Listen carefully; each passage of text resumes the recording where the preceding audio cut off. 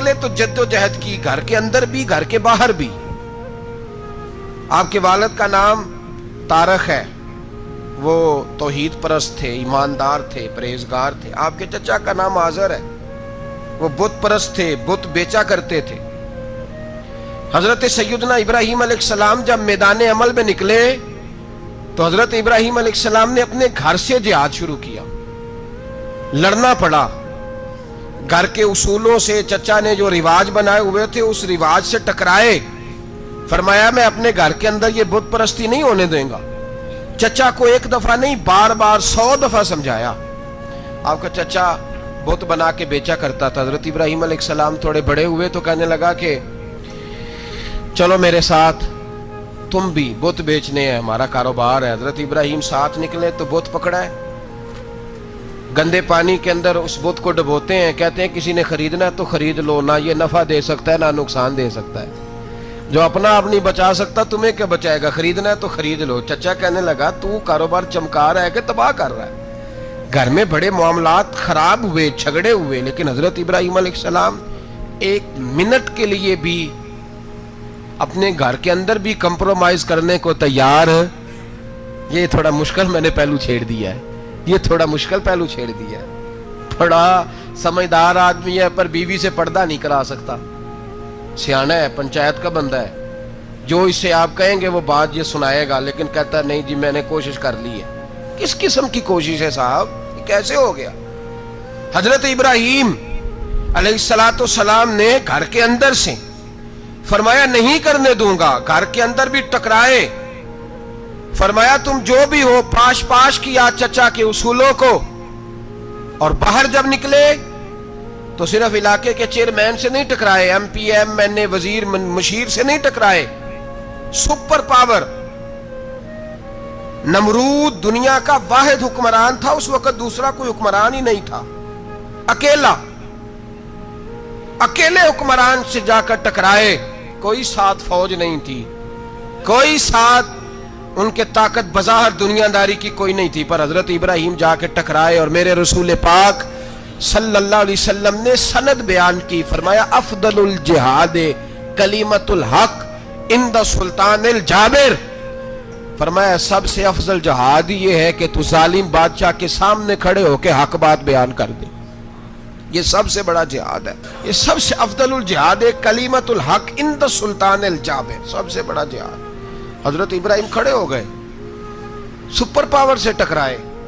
یہاں ہم لوگ حکمتوں کا شکار ہیں، دیکھیں گے، کریں گے، سوچیں گے، اور مولوی صاحب کو ویسے کہتے ہیں آپ پرہیز کریں سیاسی باتوں سے۔ بھئی اللہ کے ہر نبی نے جا کے وقت کے ظالم حکمران کو لتاڑا ہے، للکارا ہے، یہ تو مشن انبیاء ہے۔ حضرت سیدنا ابراہیم علیہ السلام نے اس کو جا کے کہا کہ تو جھوٹ بولتا ہے، تو جھوٹا ہے، تو خدائی کا دعویٰ کرتا ہے، تو بہت بڑا ظالم ہے، اور قرآن مجید نے اس ساری بات کو بیان فرمایا۔ حضرت ابراہیم علیہ السلام سے کہنے لگا میں رب ہوں، تو آپ نے فرمایا میرا رب تو وہ ہے جو زندہ کرتا اور مارتا ہے، تو پھر آپ حق بات بیان کریں گے تو اللہ مارے گا کہ بندہ مارے گا؟ کچھ بھی نہیں ہوتا، کیونکہ زندگی موت کس کے ہاتھ میں ہے؟ اللہ کے ہاتھ میں، زندگی موت اللہ، کچھ بھی نہیں ہوتا۔ انسان صحیح سمت کا تعین کرے اور صحیح چلے۔ حضرت علی شیر خدا سے کسی نے کہا تھا کہ آپ کے بڑی دشمنی ہے، کوئی محافظ رکھ لیں، آپ فرمانے لگے موت خود بہت بڑی محافظ ہے، وقت سے پہلے آتی ہی نہیں، بڑی محافظ ہے، وقت سے پہلے۔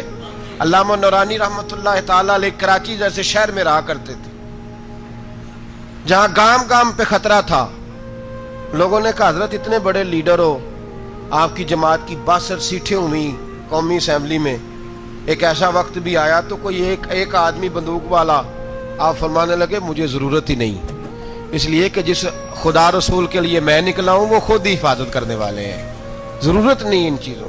تو بھائی حضرت ابراہیم ٹکرائے، اور آپ کا انداز کیا ہے؟ جا کے کہا کہ تو نہیں، خدا وہ ہے جو زندہ کرتا، اور اس نے ایک بیوقوفوں جیسی دلیل دی۔ ایک آدمی کو کل پھانسی دینی تھی تو اس کو بلایا، کہنے لگا تجھے کب پھانسی ہے؟ اس نے کہا کل، کہنے لگا جا تجھے ذات کیا زندگی دی، اس کو چھٹی دے دی۔ ایک عام آدمی بیچارہ بیٹھا تھا، اس کو پکڑ کے نا کہنے لگا اس کی گردن اڑا دو، کہنے لگا دیکھ لو میں بھی زندہ کرتا اور مارتا ہوں، وہ جو کل مرنے والا تھا میں نے زندہ کر دیا ہے، اور جس کو پتہ ہی نہیں تھا کہ میں نے مرنا ہے اسے پکڑ کے میں نے مار دیا ہے. یہ بیوقوفوں جیسی دلیل ہے. حضرت سیدنا ابراہیم علیہ السلام چاہتے تو اسی وقت دلیل توڑ دیتے کہ تو کیا بیوقوفوں جیسی بات کر رہا ہے. اگر تو زندگی دیتا ہے تو مرے ہوئے میں جان ڈال کے دے جس کو تو نے مارا ہے. لیکن حضرت ابراہیم نے دیکھا کہ بیوقوف ہے. بیوقوفوں سے بحث نہیں ہوتی, دلیل بدل لی جاتی ہے, ان کی عقل کے مطابق بات کی جاتی ہے. حضرت ابراہیم فرمانے لگے میرا رب وہ ہے جو سورج مشرق سے نکالتا ہے اور مغرب میں غروب کرتا ہے. تو اگر رب ہے تو تو مغرب سے نکال کے مشرق میں غروب کر. فبہت الذی کفر, کافر لاجواب ہو گیا. اس کے پاس اس چیز کا کوئی جواب نہیں تھا. علامہ اسماعیل حقی نے خوبصورت فقرہ لکھا ہے, خوبصورت, جان ڈال دی ایک جملہ کہہ کے. حضرت سیدنا علامہ اسماعیل حقی رحمت اللہ علیہ فرمانے لگے چونکہ نمرود بیوقوفوں جیسی باتیں کر رہا تھا, اگر وہ یہ کہہ دیتا نا کہ میں سورج کو نکالتا ہوں مشرق سے, میں غروب کرتا ہوں معاذ اللہ مغرب میں, میں نکالتا ہوں, تو آپ اپنے رب سے کہیے کہ وہ مغرب سے نکال کے مشرق میں غروب کرے. علامہ اسماعیل حقی فرماتے ہیں رب کریم کی آواز قدرت تھی. مالک حضرت ابراہیم علیہ السلام کے اس, اگر وہ کہہ دیتا اور حضرت ابراہیم دعا کر دیتے تو رب کریم نے فرشتوں کو تیار بٹھایا ہوا تھا. فرمایا اگر یہ کہہ دے میرے خلیل سے کہ سورج مغرب سے نکال کے مشرق میں غروب کرنا ہے تو تیار رہنا, جس طرح خلیل کہیں گے ویسے ہی کر دیں گے. واتخذ اللہ ابراہیم خلیلا, ابراہیم ہمارا دوست جو ہوا, جیسے کہے گا ویسے کر دیں گے. حضرت سیدنا ابراہیم علیہ السلام کی باتوں کا جب جواب نہ دے سکا, دلیل نہیں بندہ دیتا, پھر لڑائی کرتا ہے, پھر جھوٹے موٹے اعتراض کرتا ہے. دلیل ختم ہوتی ہے تو لوگ ذاتیات پہ اترتے ہیں, کہتے ہیں یہ کھانستا صحیح نہیں, دیکھتا صحیح نہیں. دلیل ختم, اب ذاتیات پہ اترے, کہنے لگے مجھے پتہ چلا ہے کہ یہ فلانی جگہ گیا تھا تو وہاں جا کے اس نے اس طرح کیا ہے. پھر لوگ ذاتیات پہ اترتے ہیں, جب دلیل کا جواب دلیل سے نہیں دے پاتے پھر ذاتیات پر اتر کر حملے کرتے ہیں. حضرت ابراہیم کے دلائل کا جواب نمرود نہ دے سکا تو کہنے لگا کہ اس کو آگ میں ڈال دو. قوم گئی ہوئی تھی ساری, آپ نے بات سنی ہوئی ہے, میں نے صرف اشارہ دینا ہے, میلے پہ. تو حضرت سیدنا ابراہیم علیہ السلام نے سارے بت توڑ دیے, کلاڑا بڑے بت کی گردن پہ رکھا. واپس آئے, کہنے لگے بت کس نے توڑے ہیں؟ تو فرمایا اس سے پوچھ لو جس کی گردن پہ کلاڑا ہے. کہنے لگے یہ تو بول ہی نہیں سکتا. تو فرمانے لگے بڑے بیوقوف ہو, جو بولتا ہی نہیں, سنتا ہی نہیں, اپنا آپ نہیں بچا سکتا, اس کی پوجا کرتے ہو. کہنے لگے پکڑو, دلیلیں ختم ہو گئی, اس کو آگ میں ڈالو. بہت بڑی حویلی 45 فٹ مربع پہ مشتمل ایک حویلی بنائی گئی اور 45 فٹ اونچی. مختلف روایات, علامہ اسماعیل حقی کہتے ہیں کہ 3 مہینے تک نمرود نے کہا کہ اس کے اندر لکڑیاں ڈالو. لوگ پوچھنے لگے کتنی دنیا جلانی ہے؟ کہنے لگا بندہ تو ایک جلانا ہے, پر بندہ بڑا تگڑا ہے, ایک بندہ. 3 مہینے لکڑیاں ڈالی گئیں. اور لوگوں کی جو تہمات ہوتی ہیں نا وہ بڑی عجیب ہوتی ہیں. تہمات میں نے بڑی تفصیل سے رمضان المبارک میں گفتگو کی تھی. بدشگونی, تہمات لوگ لیتے ہیں. اس وقت بھی لوگ تہمات کا شکار ہو گئے. عقیدہ بگڑ جاتا ہے تو وہ عجیب و غریب باتیں کرنے لگتا ہے. تہمات کا شکار ہو گئے. بیبیاں نظر مانتی, میں بیمار ہوں, اگر صحیح ہو گئی تو اتنے من لکڑی دوں گی حضرت ابراہیم کی آگ جلانے کے لیے. ایک عورت لے کے جا رہی ہے لکڑیاں, تو ایک نیک دل آدمی نے اس سے پوچھا کہاں جا رہی ہو؟ کہنے لگی میں نے منت مانی تھی تو حضرت ابراہیم علیہ السلام کو معاذ اللہ جلانے کے لیے لکڑیاں لے کے جا رہی ہوں. تو وہ رب کریم کے بندے کہنے لگے تو ڈھونڈتی رہے گی, تجھے وہ جگہ ملے گی نہیں. وہ بی بی کئی مہینے گھومتی رہی, جگہ ہی نہیں ملی جہاں لکڑیاں ڈالنی, ماری گئی. تہمات کا شکار ہوئے بہت سارے لوگ. تہمات کا بھائی, تہمات دین کے اندر منع ہے. تہمات دین میں کوئی نظر ماننا, کوئی کسی بزرگ کے مزار پہ جا کے سالے ثواب کے لیے کوئی چیز ماننا, یہ تو درست ہوا. لیکن غیر شرعی نظریں مان لینا کہ میں آگ کے گرد چکر لگاؤں گا, میں جناب وہاں جا کے یہ والا تماشا کروں گا, میں دھاگا باندھوں گا, میں رسا کاٹوں گا, میں وہاں گندے ہو سے پانی پیوں گا, ان کی شریعت اجازت, یہ تہمات ہیں, بدشگونی ہے. دین میں ان کی کوئی گنجائش آپ नजर मानने से पहले भी किसी आलिम से राब्ता करें कि मैं मन्नत मांगने लगा हूं तो कैसे माननी चाहिए, उसका तरीका पूछें। ऐसे ही गलत चीज की मन्नत थोड़ी मान ली जाएगी। 12 लामदाम बरसरे मतलब हजरत इब्राहिम के लिए आग जलाई गई, 45 फुट ऊंची आग है, परिंदा भी ऊपर से गुजरता है तो नीचे गिर जाता है जल के। इतने दिन लगा के आग जलाई गई, अब हजरत इब्राहिम को जलाया जाने लगा है। यहाँ तो मौजे है ना, जो किसी इदारे का सरबराह है उसके लिए मौज है, किसी जगह ऑफिसर बन गया तो मौज है, पीर साहब के लिए मौज है, अल्लामा साहब के लिए मौज है, खतीब साहब के लिए मौज है। जलना किसको पड़ता है? वाली कोई नहीं रहा इल्ला माशाअल्लाह। वो लोग गुजर गए जो तकलीफें सह के काम करते थे, गुजर गया जमाना। हजरत सैयदना इब्राहिम अलैहिस्सलाम को जलाया जाने लगा है तो अब इतनी बड़ी आग है तो डाले कैसे? शैतान ने तजवीज दी कि मंजनीक बनाओ, मंजनीक, बड़े बड़े बांस बांध के उनके नीचे रस्सा बांधो। वो जिस तरह झूलने के लिए झूला बनाया जाता है, इस तरह एक मंजनीक पुराने जमाने में उसमें पत्थर रख के फेंके जाते थे दुश्मनों पे। वो मंजनीक बनाई गई कि दूर से हजरत इब्राहिम को फेंकेंगे। हाथ हजरत इब्राहिम के बांध दिए, पांव मुबारक बांध दिए, पूरी जमीन पे एक नाम लेने वाला खुदा का, और उसको आज रस्सियों में जकड़ा हुआ है। जब फेंका जाने लगा ना आग में, हूरे रोने लगी, फरिश्ते तड़पने लगे, ए अल्लाह ये क्या होने लगा है? एक तेरा खलील और वो भी आग में। फरमाया जाओ जाके उससे कहो अगर तुम्हारी मदद लेता है तो उसे बचाओ। हवा का फरिश्ता आया, कहा इब्राहिम अगर तू कहे। ओ भाई, इन चीजों को कहानी समझ के ना सुना करें, ये दास्तान नहीं, ये वो तरीके हैं जो हमारे रसूल ने हमें अपनाने का हुक्म इरशाद फरमाया है। जो अकीदे, ये वो नजरियात है जो हमें ओढ़ने को कहा गया। अपने रब करीम की रिजा पे राजी रहने के ये वो खूबसूरत मवाके हैं सूफिया ने जिनको बनाकर समझाकर हम तक पहुंचाया है। ये है अहले तरीकत की बातें। वो कहते हैं यार जिस हाल में रखे राजी रहना है। हजरत इब्राहिम अलैहिस्सलाम को फेंका जा रहा है, फरिश्ता आया, ऐ अल्लाह के खलील अगर हुक्म दो तो इतनी हवा चलाऊं कि नमरूदी जल जाए सारे, आग उन पे फेंक दी जाए। आपने फरमाया तू जा, तुझसे मुझे कोई काम नहीं।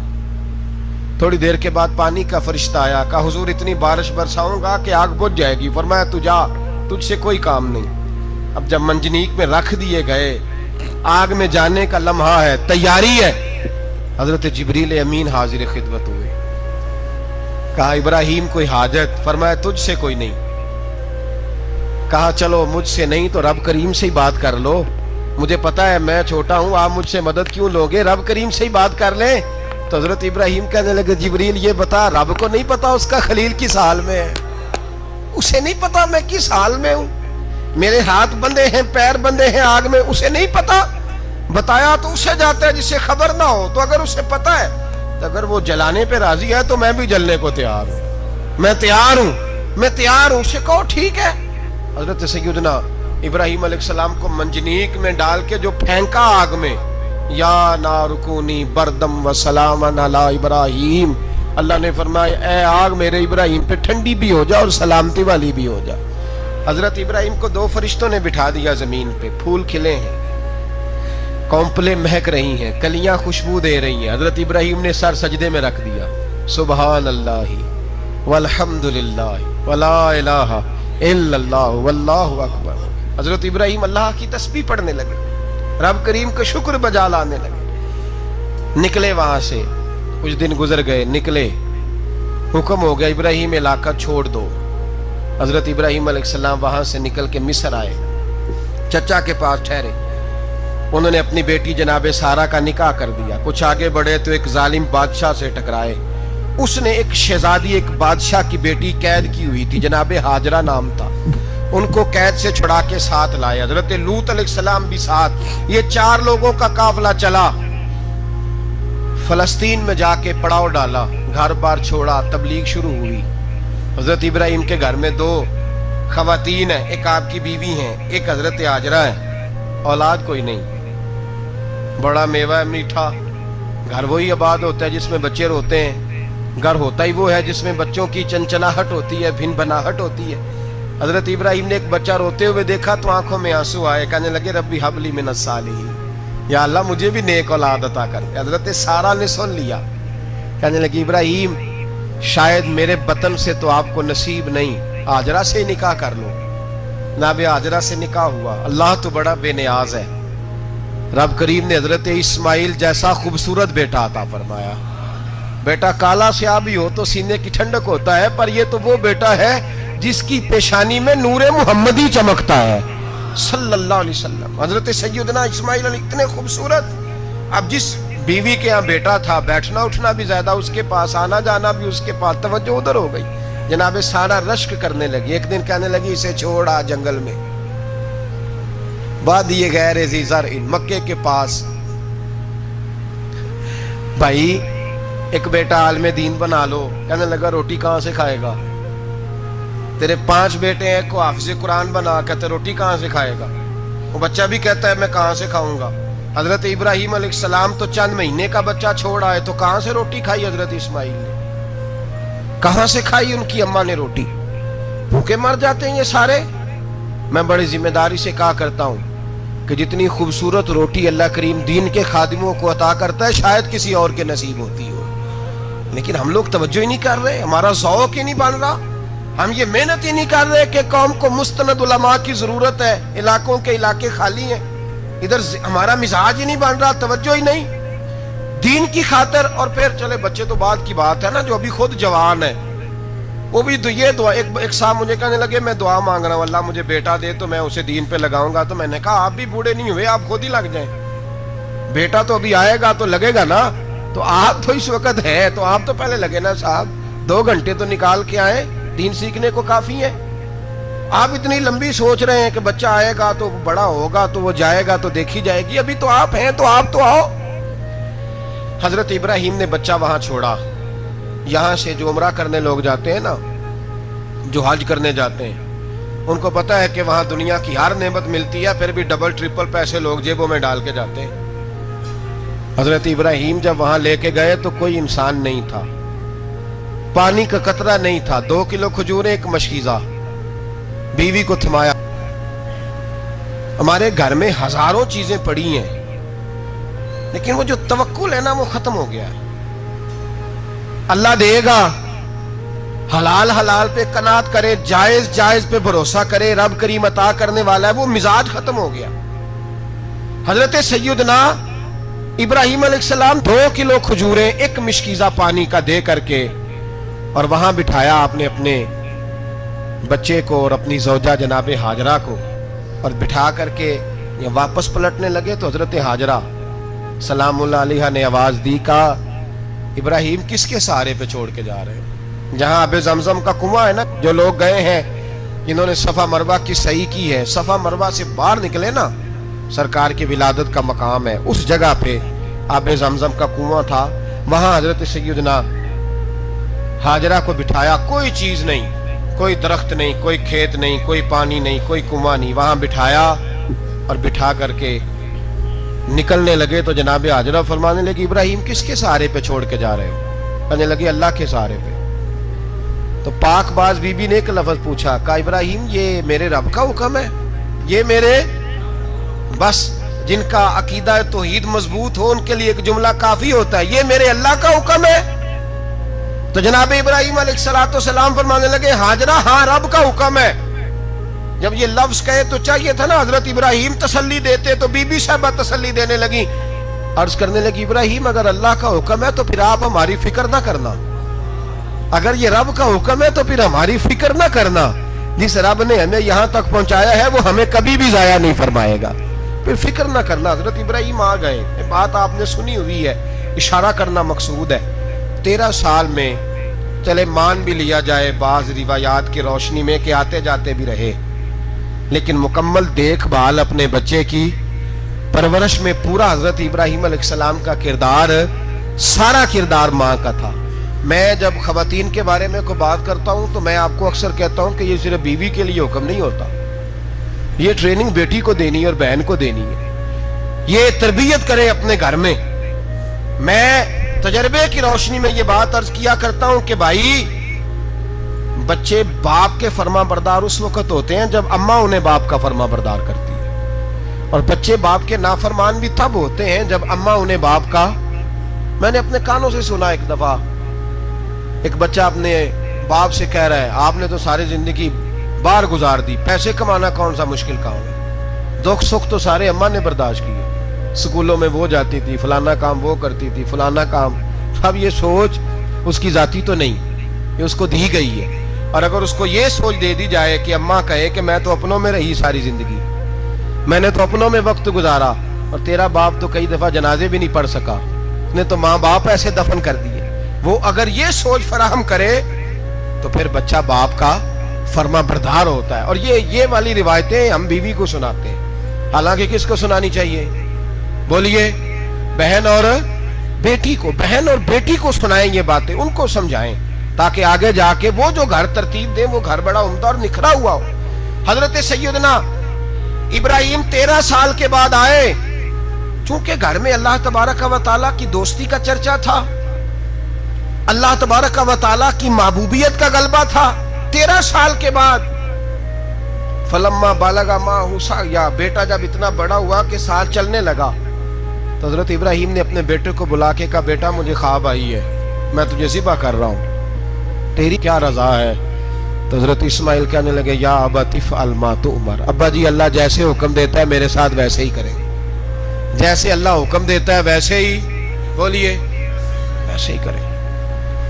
حضرت حاجرہ کو کہا کہ ایک دوست نے دعوت کی ہے تو وہاں جا رہے ہیں، بی بی مطمئن ہے، تفصیلات کی ضرورت نہیں، ختم بات، اعتبار ہے، مطمئن ہو گئی۔ شیطان پیچھے سے آیا اماں کے پاس، ذرا تھوڑی دیر کے لیے تصور جمائیے، یہاں تو پڑوسن آ کے کوئی بات بتا دیتی ہے خاوند کے بارے میں تو کئی مہینے جھگڑا جاری رہتا ہے، پڑوسن محلے دار۔ شیطان نے آ کے بتایا لفظ کیا ہے؟ کہا حاجرہ تمہیں پتا ہے کہاں جا رہے ہیں؟ کہا دوست کی دعوت میں۔ تو کہنے لگے دوست کون ہے؟ رب کریم، اور ابراہیم کا خیال ہے کہ اس رب نے مجھے حکم دیا ہے کہ میں ذبح کروں۔ تو حضرت حاجرہ کہنے لگی کبھی باپ بھی بیٹا ذبح کرتے ہیں؟ شیطان کہنے لگا ان کا خیال ہے کہ ان کے رب نے حکم دیا ہے۔ جناب حاجرہ فرمانے لگی اگر رب نے حکم دیا تو پھر تو مجھے شیطان لگتا ہے، تو مجھے شیطان لگتا ہے۔ کہا کیا مطلب؟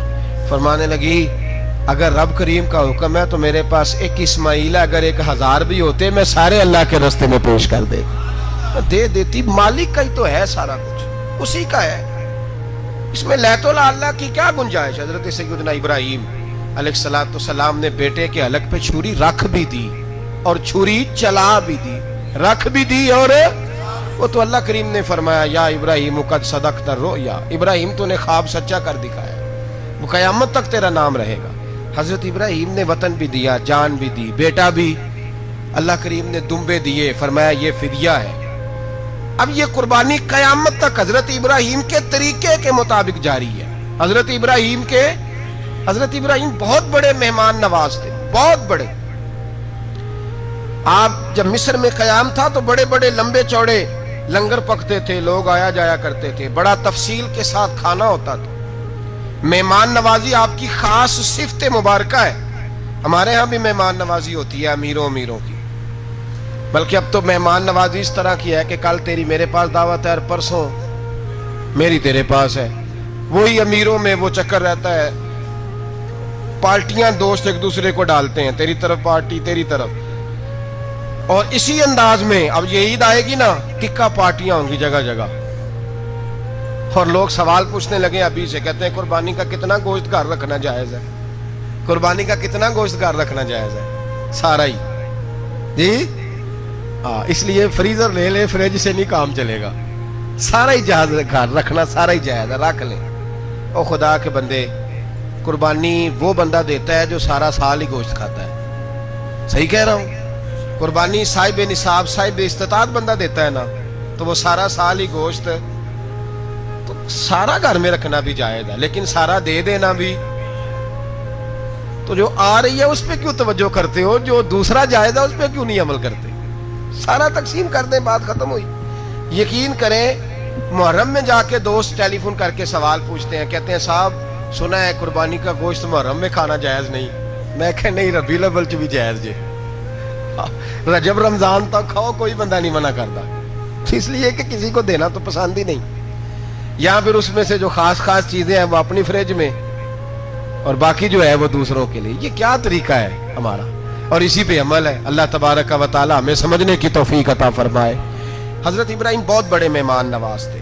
صرف قربانی نہیں دیتے تھے, سارا سال بہت سارا لنگر, بہت سارا کھانا پینا, بہت ساری چیزیں جاری رہتی تھی. اور جتنے غریب لوگ تھے فلسطین کے, ان کو پتا تھا کہ حضرت ابراہیم علیہ السلام کا لنگر جاری ہے. فلسطین میں جب آپ کا قیام تھا, ایک دفعہ ڈھیروں مہمان آ گئے اور کھانے کو کوئی چیز نہیں. حضرت سارہ اور جناب ہاجرہ دونوں اس وقت موجود تھیں. وہ کہنے لگی ابراہیم بہت سارے مہمان آ گئے تو کیا کریں؟ جناب سارہ کہنے لگی کس طرح کر کے ان کی مہمان نوازی کرنی. اور حالات یہ ہے کہ قحط پڑا ہوا ہے فلسطین میں, مصر میں, دور دراز علاقوں میں. تو حضرت ابراہیم کہنے لگے یہ اللہ کے مہمان ہیں اور ہمیں رب کریم کا بندہ سمجھ کے آ گئے, اللہ ہی بندوبست کرے گا. فرمانے لگے میرا مصر میں ایک دوست ہے, وہ قحط کے دنوں میں غلہ جمع کر لیتا ہے, میں اس کی طرف پیغام بھیجتا ہوں, مجھے امید ہے وہاں سے غلہ ملے گا. 2 3 5 اونٹ والے غلام بلائے اور ان کو کہا کہ جاؤ غلہ لے آؤ مصر کے دوست سے. وہ لوگ کہتے ہیں ہم غلہ لینے گئے, وہاں جب پہنچے تو حضرت ابراہیم خلیل اللہ علیہ السلام کا پیغام دیا تو آپ کا وہ دوست کہنے لگا غلہ تو بے شمار تھا, مجھے خبر نہیں تھی کہ حضرت ابراہیم کا پیغام آئے گا, تو میں تو سارا تقسیم کر چکا ہوں. لوگ لے گئے, اب تو کوئی شے نہیں. اب وہ خالی آ گئے 5 کے 5 اونٹ. جب خالی آئے تو حضرت ابراہیم کی حویلی کی دیواریں چھوٹی چھوٹی تھیں.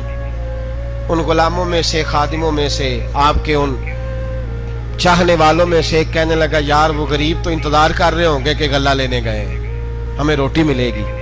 چھوٹی چھوٹی دیواریں ہیں, وہ جب دیکھیں گے نا خالی آ گئے تو انہیں تکلیف ہوگی. اس طرح کرو بوریوں میں ریت بھر لیتے ہیں, ریت بھر کے لے جاتے ہیں, بعد میں اندر رکھ کے انہیں سمجھا بہلا لیں گے یا حضرت ابراہیم کو بتائیں گے, وہ خود ہی ان لوگوں کی دل جوئی فرمائیں گے. اب غلہ کی جگہ ریت بھر کے اونٹوں پہ رکھ کے لائی گئی.